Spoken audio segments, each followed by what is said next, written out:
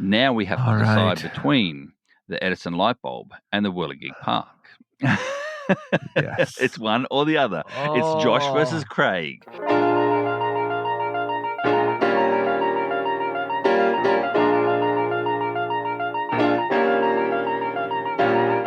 Do you love to travel? Do you love road trips? Do you love finding hidden treasures in towns all over the USA? Hi, I'm Joshua. And I'm Craig. Welcome to Treasures of Our Town. It's the podcast that explores unique and charming towns scattered throughout the United States. Guided by our love for location-based games like geocaching. Join us as we venture to some of the country's most intriguing destinations, uncovering hidden gems and local secrets along the way. Oh, and today's episode is very intriguing, Josh. It is a prequel. a prequel.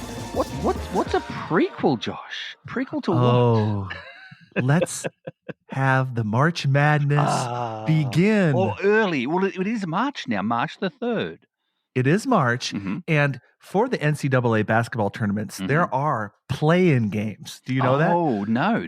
Tell me more. They have the 64 teams. That's the official tournament. Right. But there are some teams that have to play in to see if they can actually get into the 64. Wow. Yep. So we're going to do a little play-in games with our March Madness roadside attractions featuring locations guided by our patrons. Yes, that's our patrons. So tell everyone, Josh, what do we do? Oh, we're going to do the delays and what? Or do you want to tell everyone what we did first for the patrons? I think we should do the delays first. Let's do the delay and upgrades. That's back to us. What about yourself, mate? What have you been up to this week? What's happening with you? Well, I've been traveling all week for work in the lovely city of Madison, Wisconsin, which is, there could be worse places to be. Madison is a college town, a lot of action. It is the capital of the state of Wisconsin. I got to stay downtown, but you know how it is, traveling all week, being away from home for work, not necessarily for fun. Although my job is fun, but it wasn't geocaching fun. Although I did go geocaching. So that was my delay. But my upgrade, I'm just going to go right in my upgrade because it is connected. Straight into it. Our company, the person that books our hotels, she picked a new hotel called Hotel Indigo. Indigo Hotel. And it is an IHG Hotels, which is the same brand that does like Holiday Inn Express. Oh, yes. I know the ones. But Hotel Indigo was... they kind of take the area where you are and they kind of theme the hotel around what is around you. Oh, okay. So this building that Hotel Indigo in was an old paint distributor or old paint creator. And it created paint. So the whole motif of the hotel was like artist themed, and it was really cool. The rooms were really awesome. The beds were super nice. I slept like a baby, and I enjoyed it so much that I didn't even go out that much. I got DoorDash. Survivor began this week, so I started watching Survivor. I missed that. Wow. Oh, it's good. It's a good cast. Is it? Oh, I'm going to have to. It's a good cast this time. You know, sometimes when they start Survivor, I'm like, oh, here we go. Yeah. Half of these people are going to want to quit. Yeah. No, this is a solid cast. I think you're going to enjoy it. I don't know if you've ever experienced this, Craig, but you're at a hotel. Have you ever been in a hotel and then you can like scan a QR code on the TV and then stream your own Netflix or Hulu directly to the TV? That makes sense. From your... Wow. From your phone. Yeah, that's clever. Yeah. I mean, there are ones where you can log in to the Netflix on the TV, like a Fire Stick, for instance, as well. But Josh, I'll be honest, I hate doing that because what if I forget to log out? You know, and at the same time, I don't want to put my details in and my password because my password could be the same password as all other passwords that I use, you know. So, yeah, I wouldn't want to do that. Whereas this allows you to literally it's just an extra screen for your phone. So it's not even log in at all. I like that. Exactly. So I love hotels that have that. And this Hotel Indigo did have that. It just made me want to stay in and watch Survivor, get DoorDash. Yeah. It was great. Yeah. And another upgrade because, you know, when you're in a new place, you want to find the geocaches, the high favorited geocaches. And Craig, I sent you a picture. You did. I got to find a roadside attraction that I've been eyeing for many years. I've even seen it in books. Yeah. And I got to visit Pinky the elephant. Oh, look at you. which was a gigantic elephant that's pink that wears glasses. It sadly was not a virtual cache, but of course there was a geocache there. Yes, and I made a video, and you can watch it on my YouTube channel. There's my plug for the geocaching blogger for this week. Look at you. I have seen that exact roadside attraction. People like Minnesota Boy, for instance, Chronically Tired Mum as well, Anissa, she's been there too. So I see that pink elephant often on different social media sites like Instagram, etc., on geocachers' sites. So yeah, it does look very intriguing, Josh. So I'll be sure to watch your video. Meanwhile, plug for me, I got a new video this week as well. So mine though. So I'll go back to my delay first after because I've got to do the upgrade first. So my upgrade is this. Over the course of the last couple of weeks, I've been traveling obviously across the lower half, and it's chasing a 70. And today, as we speak as well, glorious weather. But as I travel across, I meet new people, and I met a lovely couple, Shane and Garnet, their name are. And now, guess what? Brand new patrons as well of ours, Shane and Garnet. So thank you, Shane and Garnet, for your patronage as well. But they invited me over for the weekend, and I went caching with them the weekend. Garnet made me I can't never say it right, a crawfish etouffee. Etouffee. Etouffee. That's how you say it. So crawfish etouffee. I've never had it before. Josh, I'm in love with Southern food. Oh my goodness. Wow. Yes, Louisiana Southern food. It has a special. It's special. It's not just Southern, but it's Louisiana Southern, and it's Bayou Southern. Yeah. Yes, it's some tasty stuff down there. Wow! I'm glad you got to try that. I had a Bayou crab cake as well, because after I left, I was traveling across, and Shane reached out to me, Garnet reached out to me. She said, "Where are you now?" And I told her where I was, Lafayette. And she said, "Oh, you're only sort of 20 minutes drive north or south." Oh, I had to drive south to get to this place called the Jungle Gardens, and it's on an island. What's it called? I can't think of the island's name now as well. But it's on an island, and it's right across the road from the Tabasco sauce place where they actually create all the Tabasco sauce. So I went to this Jungle Gardens. Garnet had put out a 5-stage adventure lab throughout the whole gardens. Absolutely stunning, beautiful, picturesque. I mean, it's wintertime, and I'm still, and so I had to do a video. I was just going to do a TikTok, Josh. I got there and went, I can't do a TikTok on this. This is more, so it's like an 11-minute video as well. I couldn't even shorten it down. I didn't want to shorten it down. There's so much to see.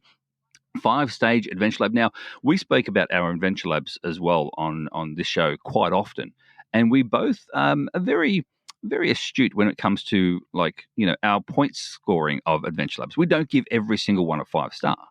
Right. It's very rare. In fact, I think I've given out maybe 10 5-stars in my entire adventure lab sort of time frame. This one is one of those 10 that I've given out. I gave out a 5-star for this one because it's exactly what we like, and that is taking you to a place where you wouldn't ordinarily go. The adventure lab itself was unique and also quite easy. Like, it wasn't hard or convoluted, the questions themselves, but it brought you to those little spots, and the 5 of them around the park took you to 5 different locations. You see a Buddha, you see, what do you call it? The sugar canes, not sugar cane, but the bamboo cane as well. Then you see these things called a garden, like a reverse garden. And what they do is they dig out the gardens themselves, so the water pools in there rather than rushing across, and it doesn't sort of degenerate the garden. So yeah, it's amazing stuff. Amazing stuff. So anyway, big shout out, Shane and Garnet. Thank you so much for my time over the last couple of weeks. So that's my upgrade. My delay, it rolls into this, and that is, I couldn't pronounce etouffee on the video. Go watch the video. I saw it, and you see it, and I'm going. I'm like, what? I don't even know what I said now. I can't remember what I said, but I didn't say etouffee. I said something, ratatouille, ratatouille or something. I said ratatouille or something. That's what I had ratatouille in my head for some reason. But anyway, that's my delays. I couldn't actually spit it out in my. And Josh, let's be honest. If that's my delay, yes, I don't have. I don't really have a delay, let's be honest. I know. I was going to say exactly the same thing. That is the most minor delay. I made one minor mistake this week. That was my delay. It's like saying, oh yeah, I stubbed my toe on the first class seat that I sat in on the first row of the airplane when I got free upgrades. That's what it's like. Exactly. All right, Josh. Well, yep. I did watch that video, I'll say, and you're right. It is beautiful. I love those trees down there. Those almost like weeping willow. I don't think they're weeping willow, but there's these really cool trees that kind of hang down. And you're right. It is winter, and it was cool to see some of that stuff was just starting to bloom. So, check out Craig's video. It's on his YouTube channel. Exactly. But it is time. It's time. It is time to now do the play-in games of Roadside Attraction March Madness. Now, before we continue any further, we need to say that last year when we did Roadside Attraction March Madness, it was our number one. Yes, it was. Number one. It was. Most listened to show. So of course we had to do it again. And to just give people a preview of what it is, if you didn't listen to it last year, well, you should go back and listen to it. Yeah. But basically, we nominate, each of us get 5 roadside attractions that we get to nominate, and we put them in a bracket-style competition. And we have 3 people, because we need somebody to break the tie, basically. Correct. And we talk about each of these roadside attractions as they head against each other, one versus another one. And then we decide which is the best roadside attraction for that particular year. All the way down. So we go one against the other, and either winner moves on till we get 2, and then we find that particular year itself. So, Josh, what is the definition though of a roadside attraction? Because I'll tell you now, I have had some patrons come up to me and go, "Can you kind of clarify the definition more?" Because some people think the definition of a roadside attraction is not a destination. It's got to be literally just an attraction that as you're coming up, as you're driving past, you see a sign and go, "Oh, that looks cool. That looks interesting. I'll stop here on the roadside." Like, I won't actually go there for the purpose of seeing that particular destination. So that's a destination. So what is the definition though? Is it RSA definition? What's that mean? Roadside attraction. RSA means RSA. Roadside attraction. I thought it was responsible service of alcohol, but anyway. Well, and I'll just say this too, because you said, there's a destination, but if you're a fan of roadside attractions, you will make a roadside attraction your destination. True. So it is very subjective. It is. Right? It is. Because you could say last year's winner, which I'm not going to actually say last year's winner because I want people to go back and listen to it. Yep. I don't want to have a big spoiler, but you could argue last year's was a destination. And yes, it was, but I guarantee when you see that sign on the road of, that place, that's also a roadside attraction. So it just depends how you approach it, right? Yes. So our definition, and this is taken directly from Google. Yep. It's very simple. And again, very subjective. But a roadside attraction is a feature along the side of a road that is intended to draw tourists. They are often advertised with billboards. Okay, so intended to draw tourists, whether that's tourists who didn't know about it and draw them from the road, or tourists who did know about it and are going to it for that purpose. So, yes, makes sense. Also, before we start as well, we messaged our patrons and we said to them, to every patron we have, send us your ideas for roadside attractions. And so we did. We got quite a few, which was really nice. Nancy Tivia, she messaged quite a few different ones as well. So she's very invested, which is really awesome. But she did mention, Josh, she mentioned Lucy the Elephant in New Jersey. Now, one of the rules we have, as you said, we can't have the same as what we had last year. Even if it didn't go through the first round, it can't play again this year at all. Now, I had Lucy the Elephant from New Jersey last year, and it got knocked out. It didn't get to the top, finals or whatever. So that's fine. You remember the one, don't you, Josh? It's the one where you can actually look out the window under its butt, like out of its butt. Oh, yes. That's the one. So we can't repeat the last ones. But Tivia sent us this message. She goes, "Just an FYI, Craig and Josh. New Jersey's Lucy the Elephant has officially been named America's #1 best roadside attraction by USA Today." Wow. So Lucy's Instagram page says, thank you so much to everyone who shared about the contest and who voted. We couldn't have done this without you. That was May 16th of 2024. So that was after our roadside attraction March last year of 2024. Wow. See, so well, it got number one somewhere. So I'm just happy that mine actually won something somewhere. So it was a very good choice. And maybe, Craig, after we do a couple of these, maybe we have Roadside Attraction All-Stars Edition. Yes, that sounds good. I like it. And we can bring back the ones that didn't win and put them up against each other. Because I don't know. I don't think we're going to run out of roadside attractions. I mean, our country is pretty quirky, pretty weird. There's a lot of weird stuff out there. I know. I'm surprised, Josh. I haven't even looked at our lists yet, like our ones, like yours and mine, and our special guest as well. We do have a special guest coming up too next episode. So the three of us, I haven't looked at those show notes yet, so I'm going to have to look at that after we do this recording today. I'm inspired. I haven't even submitted mine yet. I'm inspired. Well, I've got to submit mine before you. So if I'm in there first, then I get first dibs. All right, Josh. Yes, the first person. We are going to go to our patrons. Now, I'm just going to say this. This is the first time we've done this. So we had 6 submissions? Seven submissions? 7 submissions in total. 7 submissions. And so 5 of those 7 are going to make it. Yeah. And a lot of those people, the patrons didn't go in there and necessarily vote on them. You had to heart them. So we're gonna pick the 5 out of these 7 on this show right now. Again, this is a play-in game. A big argument might be happening. We have nobody to break the tie. If we're tied, we might have to do rock, paper, scissors or something. Exactly. I don't know. Which would look really good on an audio podcast. Just saying. Oh, very good, very good. Of course. I like it, mate. I like it. So the first one is Sandy Wade. She submitted, her name's Belly Dancer 2 on the geocaching world as well.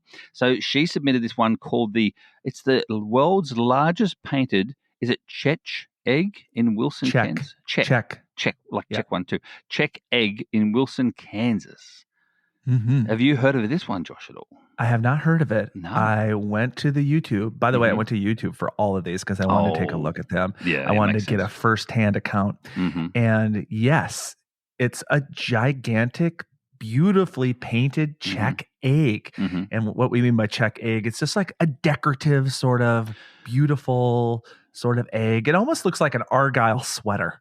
And is it they're from Czechoslovakia, aren't they? Like Czechoslovakia were the ones who started doing these painted eggs, and that's where it's come from there. So yeah, yes. And this egg, it is beautiful, and it is in smack dab. I looked on the map. It is smack dab in the middle of Kansas. It is certainly on the way to Mingo and Colby, Kansas. So if you're heading that way for Mingo Madness in May, you should stop. You should stop in Wilson, Kansas. It was beautiful. It's very large too. It is very large. Did you take a look at it? I did. Absolutely. I took a look at it because she sent the Atlas Obscure link as well, which is really awesome. And she also wrote as well, after finding a couple of geocaches in town, a worker in a nearby restaurant inn saw me taking a picture of the restaurant and invited me in for a tour. The place was used for filming Paper Moon with Ryan and Tatum O'Neill, and it's set up like a museum. The man was definitely proud of his town, she wrote too, and the large egg is beautiful. So all of our patrons, Josh, they're loving the proud of their town business too. They love that catchphrase. It's a rare thing these days. It's a damn rare thing these days. You got it in quick. We got it in early. You got it, so you didn't forget. So this Czechoslovakian egg. It's 20 feet tall. It's big. You see people next to it, and it takes 3 or 4 people high. It is right off of I-70. So here's another thing it has going for it. It is right off of a main artery, and it's there to celebrate the Czech heritage of the area. Yeah. So I think it's beautiful. It looks great. There's I'm looking at pictures. There's a little it's underneath a protective canopy. Yeah. This is a good submission. Yeah. Well done, Belly Dancer 2. I like it, Belly Dancer 2. Good job. Josh, we'll wait until we're all finished, and then we'll talk about which ones we want to. Perfect. I think that's a good way. The next one is submitted by Clyde Brevier, and his geocaching name is Canis Minor. And he says it's the Superman statue in Metropolis, Illinois. Metropolis, Illinois. Legally, the home of Superman stands on a giant S logo, a platform to take great photos, 15-foot tall Action Comics mural, first Superman comic. The first Superman museum is across the street. Bronze Lewis Lane statue as well. It is not a virtual. Superman Lab Cache is there also, and then there's a video that he sent as well. But he sent an email too, Josh, because I met Canis as in Craig, person. you just went through all of my notes. Oh, is that your notes? Yes. Oh, they're yours. Well, then you can read the email then. Sorry, mate, I didn't ever realize. No, that's okay. I thought that were his notes. I have a lot to say about this because I am a big Superman fan. But should I read the whole email? It's kind of long. Some of the stuff that he shared. Yeah, I can. Was some stuff that we just basically summarized. Yeah, that you summarized, but I said. I'm going to summarize it right now. Okay, yes, go for it. Basically, this is a giant Superman statue, and Canis Minor, he's been there 4 times. Oh, wow. It's right along I-57. It's on the southern point, the bottom of Illinois. And he's like, how can you not be a fan of Superman? Yeah. I did look at myself some videos of it. There'll be a link in the description below. But yes, the mural on the other side of the street of the Superman statue, which the Superman statue literally stands in front of the courthouse the city. Wow. He just like right in front of it. Wow. And then right across the street, there's a Superman museum. And on the wall, there was this beautiful mural of the very first action comic of the very first time Superman was in a comic book. And that's on the wall. So yeah, this is really cool. In town also, there's a Lois Lane statue. And a bronze sculpture. This is cool because my brother and I, growing up, we were huge Superman fans. So much, in fact, and when I say Superman, I'm talking about Christopher Reeve, 1980 Superman. He's my Superman. Is he your Superman? Yeah, absolutely. Absolutely my Superman. I don't see, even when he was in a wheelchair, he's still my Superman. Yeah. That's, by the way, I've heard that is a really good documentary about Christopher Reeve. Yeah, it is. I have to see that. But yes, it's really fantastic. They have of course they have a Superman celebration every year. And this year, did you ever watch the show Smallville? Yes. Did you ever watch that I show? did. Yes, gosh. So Kristen Curick, the Lana Lang, she's going to be there. She's going to be there this year. And then Brandon Routh, who played Superman in Superman Returns, he's going to be there. So this is the Superman place. And somewhere along the line, they had a meeting and they were like, we're Metropolis. We got to be the Superman place. Exactly. So they actually voted. They voted in the 1970s to officially make this Superman's home. Like there was an official vote to make it happen. So I can't believe I've never been there. Again, my brother and I were huge fans. So much, in fact, that my brother has one tattoo, and it is the Superman logo on his arm. So this is a great submission. Do you have anything else to add? No, the only thing I'll add as well, and that is, as I said before, I did meet him in Bamarama in the block party that we had in Alabama itself. And he said as well, he says, Craig, it was great to meet you. And thank you for the recommendation in regards to the Fairhope IPA beer. He was wondering about which beer to actually select. And I said, oh, you got to do the Fairhope IPA. It's delicious. And yeah, so he liked that. And then he wrote as well, Josh, you missed out. So that's all. Yeah. That's all. He doesn't have to tell me that. Yeah. I know. After the last episode, you had FOMO big time.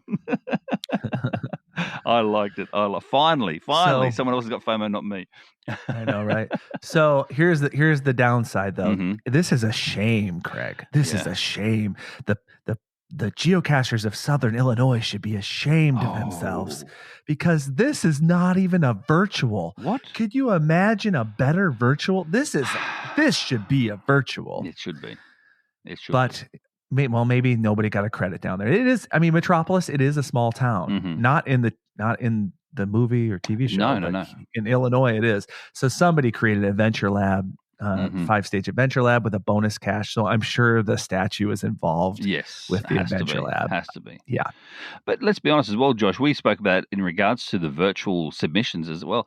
And if you have a virtual submission and you don't know what to do with it, go and do a roadside attraction. Everyone loves a roadside attraction. Yes. Everyone loves getting pointed to it. Like, I love that little black dot on my geocaching map, and I go, oh, I'm more inclined to look at the black dot on the map being the virtual than the green ones being a traditional.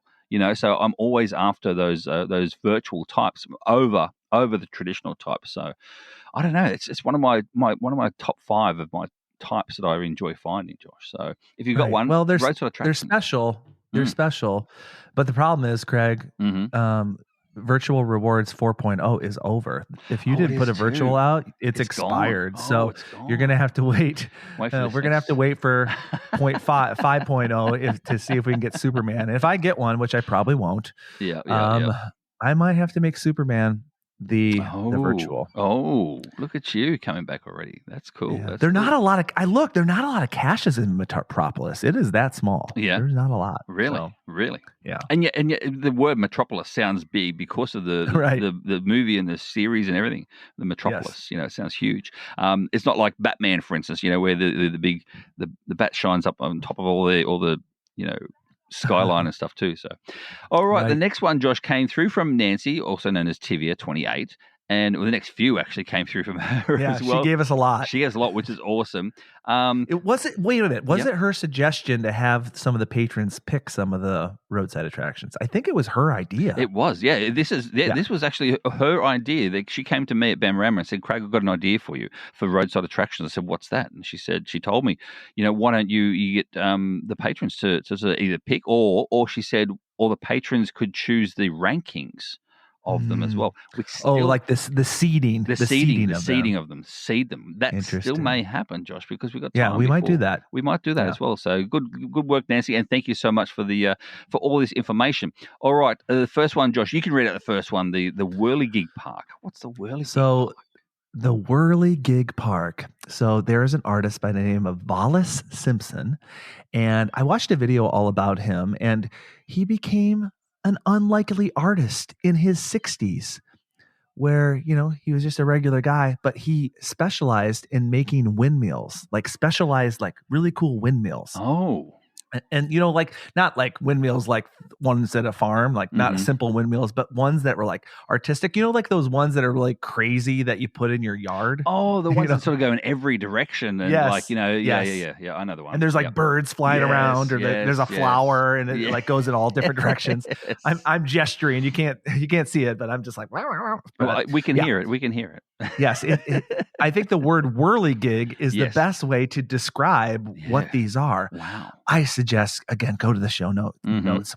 I put a video in there. Craig, I don't know if you saw it, but there's a park that has some of his finest work and is all like the whole park is filled with all these different windmills. And it's just like, it's just a sight to see. It's like, it's a spectacle because when it's windy, these things are all going all over the place. It was really cool. Like, Nancy, that is, I don't know. It might be a destination. It might not be a roadside attraction. It might be a destination, that one. Is there a sign about it? Is there a sign? As you drive past the road. And North Carolina, though, can you imagine a park like that if it needs wind, in Oklahoma or somewhere where like it's literally flat and just full of wind, or even Wyoming, windy Wyoming as well. That wouldn't stop working. But North Carolina is not as windy as other places, I do believe. So, but yes, very, very cool. So thank you for that, Nancy. We're going to have to vote on these very soon, Josh, just to let you know. Oh, and I didn't tell you the town. It's in Wilson, North Carolina. Oh, Wilson. That's where it is. Wilson, North Carolina. Yep. All right. Another Wilson. Yeah, I know, right? I've been to this next one that she mentioned, Josh, and that is, you got to talk about this one. I've got to talk about this one. It's in New Jersey, and it's the world's second, not the first, but the second largest light bulb. It's in Edison, New Jersey. Now, of course, it's a memorial to the man himself, Thomas Edison. There's a Thomas Edison Tower there. It's in a little park area. It was built in 1938. And when I first got there, because I did it in 2018, it's a virtual as well. I did in 2018, and when I first got there, I read that it was his science lab itself, but it's not. It's just a monument to his science lab. So it's not actually his science lab, which I thought it was to begin with, because they say they mark the site of Edison's greatest triumphs, particularly the invention of the recorded sound of the light bulb. And it was unveiled to the public in December 31st, 1879. So the tower, Josh, 118-foot tall tower with this light bulb. The light bulb itself is 14 foot tall and weighs 8 tons just for the light bulb. It is illuminated at night, so you can see it at night as well. So that's really cool. And the actual workshop where the inventions were made was stolen by Henry Ford and then moved to Michigan along with Edison's last breath in a bottle. Wow, I didn't even know that. Did you know about that one? Mm-mm. Wow, I didn't know that. That's very interesting, that one. In 2021, the monument was surpassed by Highlight, a public art project for the Cox Business Convention Center in Oklahoma, created by the artist. And then the bulb portion of the Highlight is, I've said before, 17 foot tall and 10 foot in diameter. So it is really, really huge. So yes, I have been there. Yes, I enjoyed it. I didn't spend as long there as what I could have. It wasn't. See, again, there was no signs really to it, Josh, along the highway where I was traveling. I used geocaching as a term to get there, because I planned my trip across the states, and I'd had highlighted which caches I wanted to get, which virtuals I wanted to get, the dates, for instance, the older caches, the dates I didn't have, the high favorited points, all that sort of stuff that we love to do as geocaching. And so the reason why I was there to begin with was because of geocaching, and it was a virtual cache, a highly favorited virtual. So, roadside attraction, I don't know. Maybe not. I don't know. Well, describe this to me. So it's a tower. Mm-hmm. The light bulb is in the tower, right? Up the top of the tower, yes. On the top of it. Can you go up? Can you go up the tower? No, you can't. You can't go up. You can't go up the tower. There is another light bulb still. There's a smaller one that's actually just on like a big concrete pad down the bottom, and that's where you can get a photo with the actual light bulb itself down there. But the one that actually lights up is right at the top of the tower. Is it lit up at all times or just at night? I think it was just at night. I don't recall it being lit up during the day. Okay. Yeah. Interesting. Yeah. Okay. Yeah. Okay. It's one of those ones. It's one of those ones. So we'll soon see, Nancy, if you've selected a few of them here. So we'll see which ones are going to get pulled from the list. Josh, what's number 3 that Nancy said? All right. As well?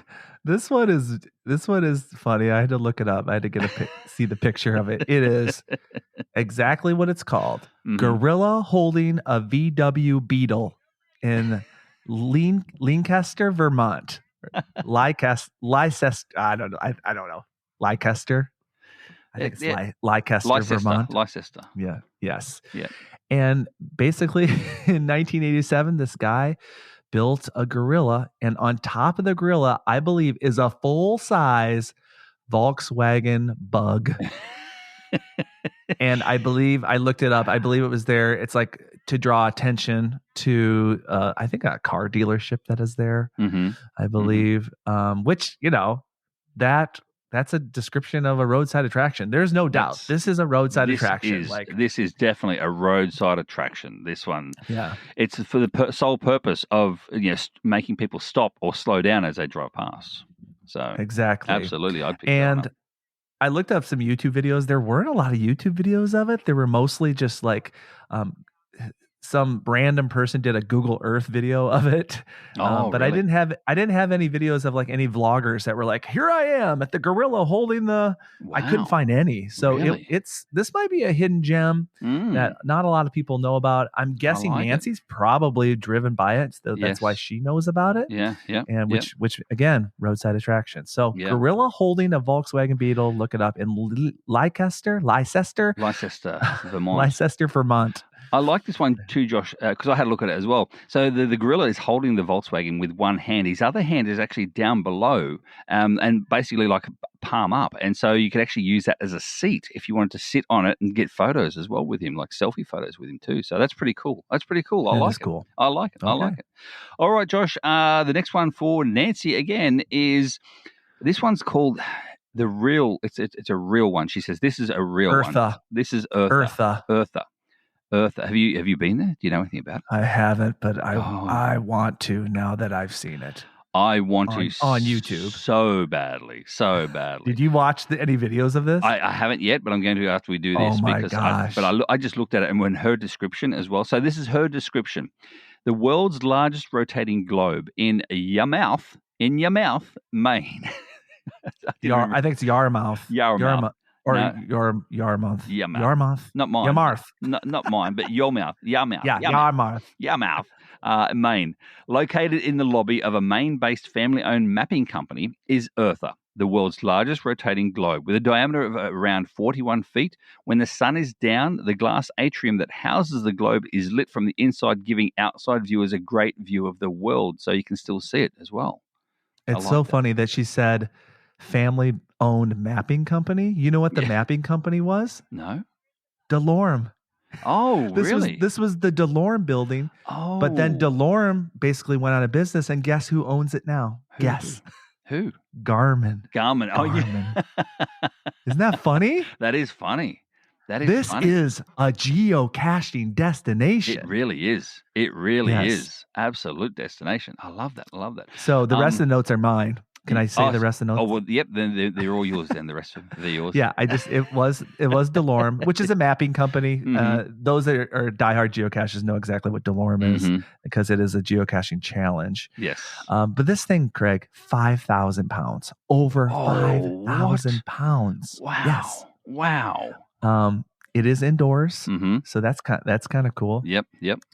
And I watched a video of somebody. It was so fascinating. That was not a geocacher. That was just like, I was like, it was the first video. I clicked on it and I was like, oh my gosh, this is so amazing. And then all the way at the end of the video, she goes over to this cabinet filled with coins. And I'm like, wait a minute.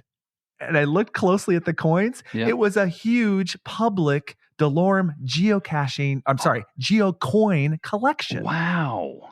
Yeah, wow. It was a geocoin collection. Look at all these coins. They're so pretty. Not realizing that they're all trackable.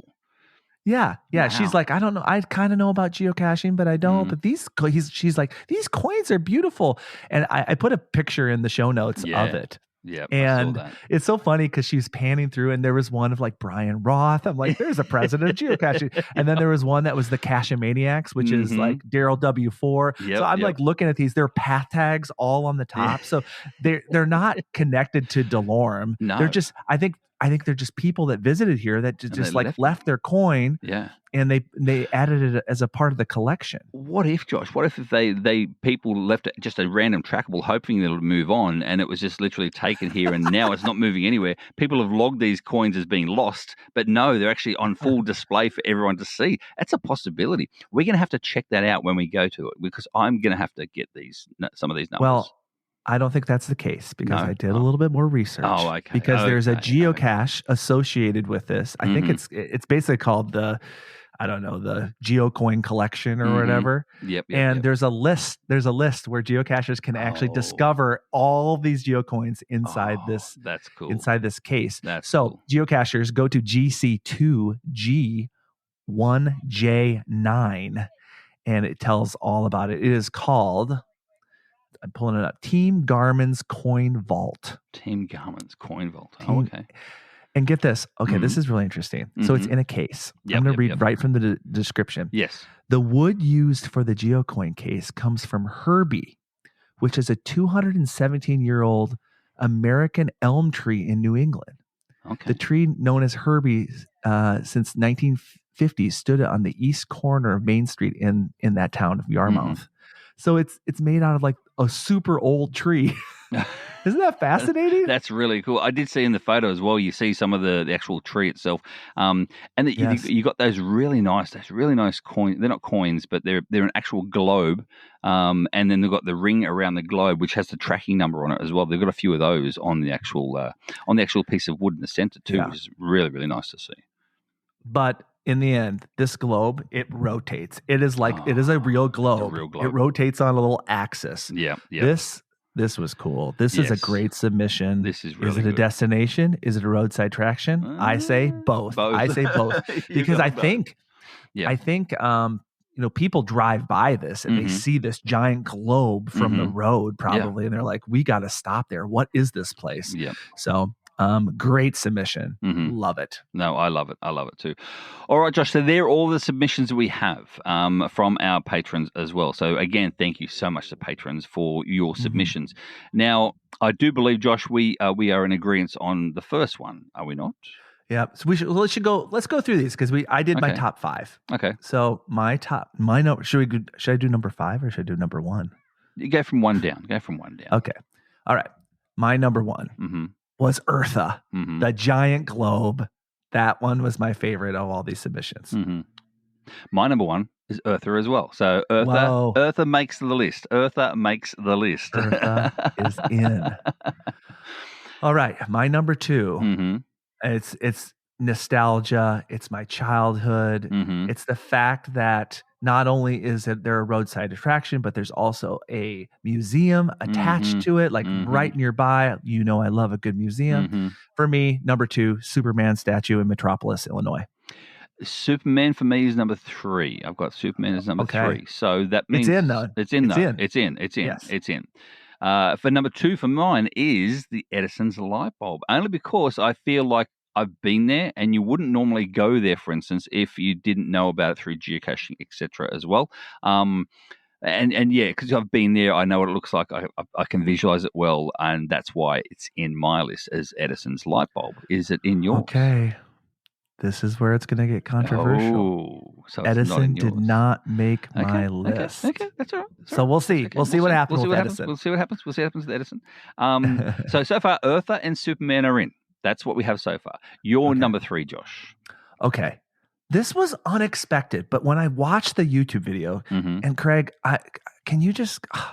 I don't know if you saw it. When you see it, Craig. Yes. When you see the video. Yes. And fast forward towards the end of this park and all the whirligigs going at once. Oh. It was impressive. My number 3 is the whirligig park.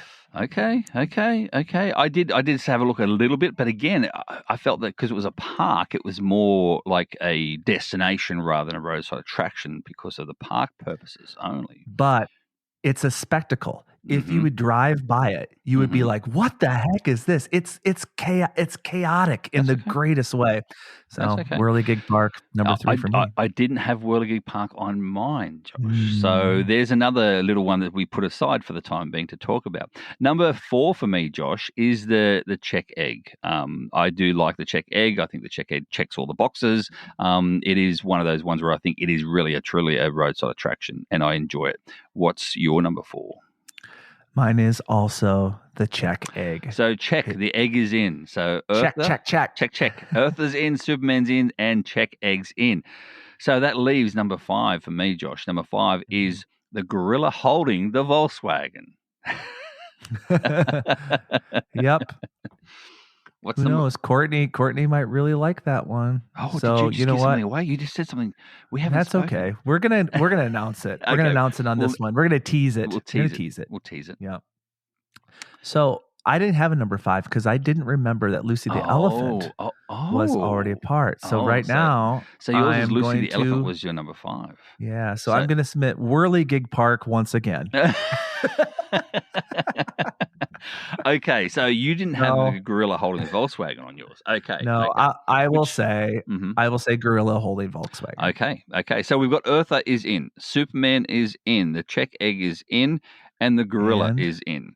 Now we have to decide between the Edison light bulb and the Whirligig Park. Yes. It's one or the other. It's Josh versus Craig. It's Josh talking a little bit more about Whirligig Park while Craig looks at some photos of the Whirligig Park. I'll do that for you. You can't look at photos. It needs to be video. It needs to be video. Craig. I'm going to share my screen right now. Okay, I've got mine up now. So I can see it now. Find the video. Yeah, I'm at the video. How far through did I go? Oh, just hang on go towards the end. Just scroll through till you see what looks like a park. Okay, basically. Yep. I'm scrolling through now as we speak. Okay, Wilson.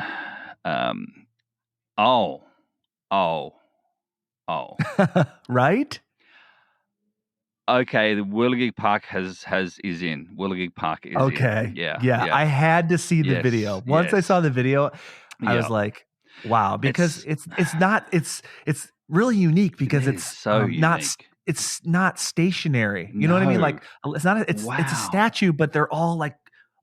There's my gosh, and see it's cool. I can't wait. I thought more theme park sort of style, but no, it's actually in like it's like a normal park in the middle of town by the looks of things as well. So it's like the coolest art, and the video of it does it justice a lot because it's all drone, so it's up in the air to show you all the ins and outs. Oh wow. Okay, yes, Josh, I'm not looking at it anymore. You win. Congratulations. Well done. Well, you would have picked Whirligig if you would have saw the video. I would have. I absolutely would have. And I wouldn't have put the light bulb in. So there you have it. Eartha is in. Superman statue is in. The Check Egg is in. The Whirligig Park is in. And the gorilla holding the Volkswagen is in. So that's it for there. Now, Josh, did you want to sort of tease about next episode, what we're doing, who we're doing it with? So our official March Madness, roadside attraction March Madness, will be 2 weeks from the release of this. Correct.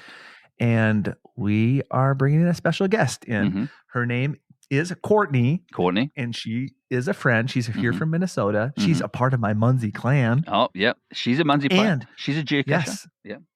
Yes. And she's the co-host of the Brewery Adventure, which is a podcast all about breweries that is hosted by her and our friend Minnesota boy. You have to say it 3 times now too. It's habit now. Exactly. So Josh, yes, Courtney, well done. We'll see you in a couple of weeks' time. As we said, geocacher, Munsey player, and podcaster as well. So she's like-minded, Josh. She has the same ideas. And I will say she has done some research already, much more than you or I so far. I saw some of her notes. I hope did you instruct her to listen to last year's show she doesn't do any repeats? Okay. She d't just listen to last year's show, Josh, because she does listen as well. She listens to every episode. She's been a listener of the podcast since we began. But she also, I shared the show notes with her of the last year's show notes, so she can physically see them as well, what's in and what's out, I think, too. So, yes. So congratulations and welcome on board, Courtney, to the Treasures of Our Town team for the episode. Yes. So next steps, we're going to get. This is going to be a 20-team tournament, which is not typical. Usually it's like 32 or 16. Yep. But we thought let's do 20. There's brackets out there that will do 20. Yep. And we're going to get them all together. We'll do one of 2 things. I'm not sure what will happen. I'll either list them all and have people vote or rank. I don't know. We'll figure it out. Yep. Their favorites. And then we'll seed them from the best. So the best will be a number 1 seed. The worst will be obviously the 20 seed. Yep. So it'll be probably 1 versus 20 or something like that to start off with. And then once the bracket is set, I will take a photo of it, or if I can do it digitally, I will post it to our Patreon feed so people can take a look at it and they can follow along on the next episode. That'd be great. That'd be awesome. I'd love that. Yes. I'd love that. And our patrons would love that too. Now, speaking of patrons, Josh, we've got some new patrons as well. So, as I said before, Garnet Pierce from Shane and Garnet, brand new patrons. Thank you so much for joining up. Chris Munns is a brand new patron as well. And Chris Munns actually just does the free. There's a free level you can do. You don't see. Yeah, there's a free level, but you don't see all the good stuff. So, yeah. So Chris wouldn't have had a word in this list, for instance. You know what I mean? Because there's free ones you don't. So, unfortunately. But we also have Sandy Wade, Belly Dancer 2, who also did a submission as well. So, she is a brand new patron as well. So, thank you very much, Sandy, for joining us as well. So, Josh, do you have any more information for anyone before we sort of move on and close this out? Well, I just want to remind everybody that in a few weeks, we together. Yes. It's been a while. Gosh, Craig, I'm on a dry streak for having a travel podcast. I have not traveled for quite some time. And I'm on a wet streak for travel podcasts because that's all I do now is travel. I know. That's your life. So I will be meeting Craig in Floresville, Texas for the Texas Challenge at the, I believe the 3rd weekend. It's the weekend of the 15th of March. Yes. So if you're anywhere near there, please join us. Come say hello. Yep. We're going to have a great time. I've never been to the Texas Challenge. This year it is a block party. And so it's going to be a ton of fun. If you want to see us, stalk us, whatever. Go for it. Find us there. Find us there. I will say as well, Josh, regarding the Texas Challenge, if you are a Texas Challenger, as in you always do it, or you're going to go and you're going to compete, etc., Josh, you and I are looking for volunteers to join or to be a part of the video creation for the Texas Challenge, remember. So, if you or your team, etc., want to join up and let us know if you want to be on camera, etc., because we have some exciting stuff planned out for those of people who do want to be part of the challenge. We will not hamper your challenge at all. It will not stop you from doing the challenge in any way, shape, or form. In actual fact, it's just going to enhance it because you're going to have a permanent memory of it on your YouTube channel. So there you go. Are we going to tell them kind of what our idea is, or do you want to just wait? I'll just wait. I'll just leave it at that. Just leave it at that. Yeah, they don't need to know. They don't need to know. They just need to know. Another announcement. Oh, another Craig, one. You had some feedback from people at Bamarama, and they were like, "Hey, if you guys have merch, I would buy it." Yes. And so I put my artistry together, and I do have a brand new logo that I think people are going to love. We'll have t-shirts, sweatshirts, and coffee mugs. They're coming soon. Yep. The only thing is we need to do a quality check to make sure that they are great quality. And once we know they're great quality, then we will send everyone out the link, and they can have their own Treasures of Our Town podcast merch. Which might by chance have a catchphrase on it. What catchphrase would that be, Josh? Well, I don't know. If you listen to this podcast, you could probably figure it out. We'll keep it a secret until we announce it. I was leading you in so you can actually say it fully on this episode, because you haven't said it fully on this episode yet. So well, I'm this design that I created. I'm just going to say I'm really proud of it. I'm really proud of this design. And I'm proud of the town that I was in when I designed it. And that's a rare thing these days. Wow. There's Josh just off the top of his head. That was a reach, but off the top of his head. That's what happens when he has no notes to rely upon. It just goes off the top. Josh, again, saying it before, thank you so much to the patrons, and thank you for helping us out with the show as well. How else can people be part of the patrons, Josh? Yes, we would love to have more patrons to support us, to make sure this podcast keeps happening by having patrons. It's very motivating. It's like, we got to keep doing these for the people that really enjoy this. So if you'd like to join us on Patreon, simply go to patreon.com/Treasures of Our Town. Yep, that's all you need to do. And again, thank you so much for those who do support and have been supporting for quite some time as well. But otherwise, Josh, how else can people find us or contact us if they have maybe an idea for a show they want to hear? Sure. You can reach out to us at Treasures of Our Town podcast at gmail.com, or you can follow us on Facebook, Instagram, X, and YouTube. So that's it for our show today. Please subscribe, rate, and review on your favorite podcasting app. And as always, Josh, may your travels always lead you to the most unexpected and amazing hidden gems, like the Whirligig Park or other places. Who's going to win this year? We don't know. You're going to find out for March Madness 2025 Roadside Attraction Edition. Bye, everybody. See you. Bye.